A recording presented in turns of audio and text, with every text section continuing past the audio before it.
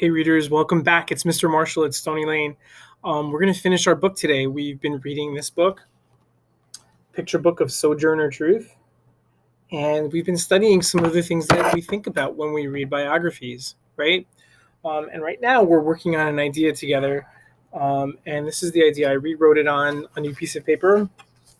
It says that Sojourner had hardships because of slavery, and that made her do important things. And then the evidence we have is she won historical court cases. She traveled around the U.S. and preached against slavery. She fought for women. These are some of the important things that bad thing, all the bad things that happened in her life made her do. So let's read a little bit more, and then we'll head toward the end of the book. Ready? Here we go. So in 1861, the Civil War began, a war to end slavery and reunite the nation. Sojourner Truth raised money to help feed African American soldiers. She cared for slaves who had run north to freedom. So right there, these are some more important things that she had done, right? So let's see, let's add that to our list. So it says she raised money. She raised money for slaves. No, for African American soldiers.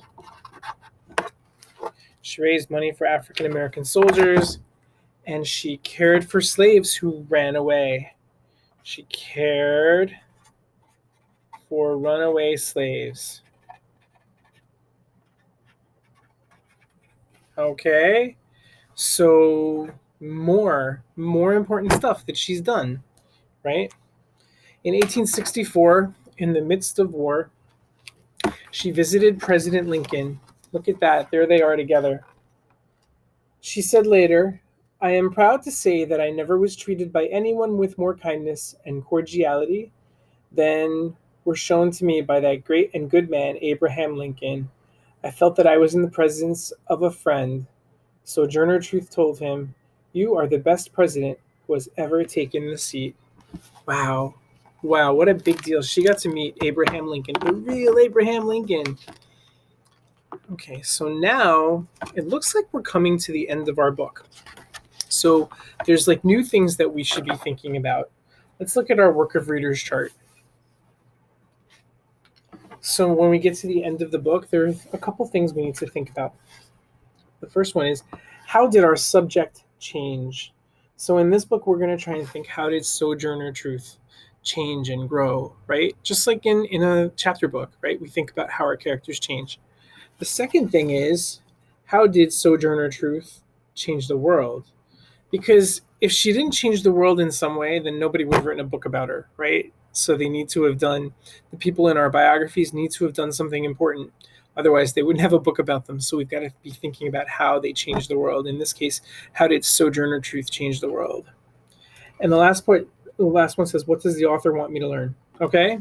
Kind of like in a fiction book. So let's get there. Let's get to the end of the book. Let's get our minds thinking about our idea, about the good things that Sojourner Truth did, and thinking about these things. Okay, here we go. Time for some important thinking. When she came to Washington, D.C., slave traders were at work in nearby Maryland. Sojourner Truth gathered Union soldiers, those are the Northern soldiers who were trying to free the slaves. She gathered Union soldiers and they chased away the slave traders. In 1864, she was appointed as counselor to the freed slaves at Arlington Heights, Virginia. She worked in the Freedmen's Hospital too. So it sounds like she kept doing all these important things for slaves, right? She kept doing all these important things for slaves. So she worked in their hospital, the Freedmen's Hospital,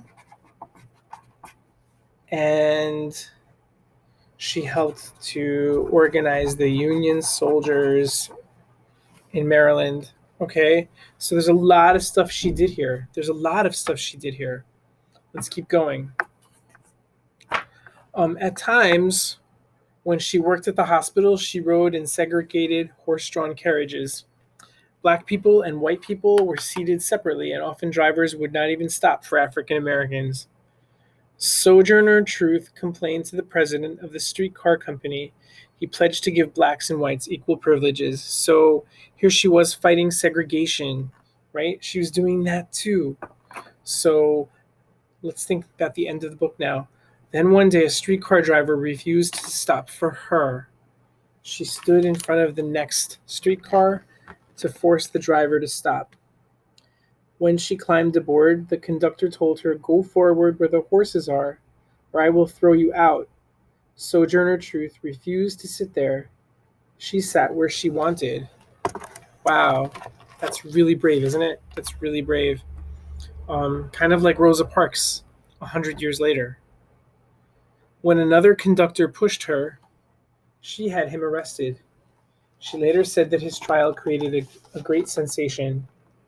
Before it ended, the inside of the cars looked like pepper and salt. Blacks and whites were sitting together. Wow, let's think about that. Let's add that to our list. So, streetcar segregation she helped fix. And that was 100 years before Martin Luther King. Wow. So, this horrible thing helped her to do these great things, right?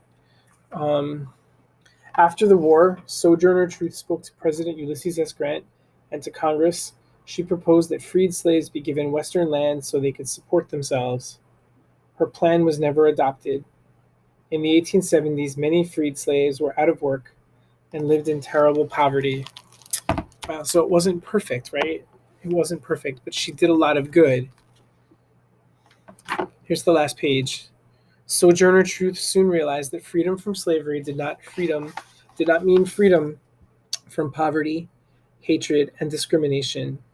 Sojourner Truth had dreamed of equality for all people, black and white, male and female. And when she died on November 26, 1883, her dream had still not been fulfilled, but she was one of the brave, outspoken people who began the struggle. And that's the end. So, wow. She had a lot of problems. She had a lot of things that were terrible in her life and that were terrible in the world. And these terrible things made her want to make them better, right? She wanted to make the world a better place. So she did a lot of important things, didn't she? So let's think about the end of this book. Let's just talk about one of these things. Thinking, how did Sojourner Truth change the world? She changed the world a whole lot, didn't she? She changed the world a whole lot. She did these important things to help end slavery. And then after slavery was over, she helped to start the path toward ending discrimination and racism, right? And we know those things are still there, and that's horrible. But she started a whole lot of the important work that other people helped her with then and later and even now, right? So I'm thinking the way that Sojourner Truth changed the world is she really made a lot of people realize what a horrible thing slavery and what a horrible thing racism and what a horrible thing discrimination is, right? Right. So, and maybe she was a little disappointed that it didn't get to be perfect yet. But I think without her, it probably wouldn't have come as far as it did. And I think that's really important. I think that's probably what the author wants us to learn, right?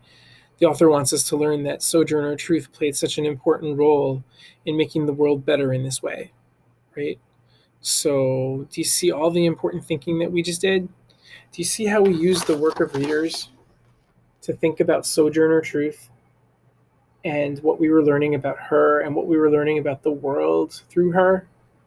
Well, that's what you do when you read a biography. It's not just about learning lots of facts. It's not just about, like memorizing dates and stuff like that. It's about thinking your way through a book and thinking how one person's life added to the world.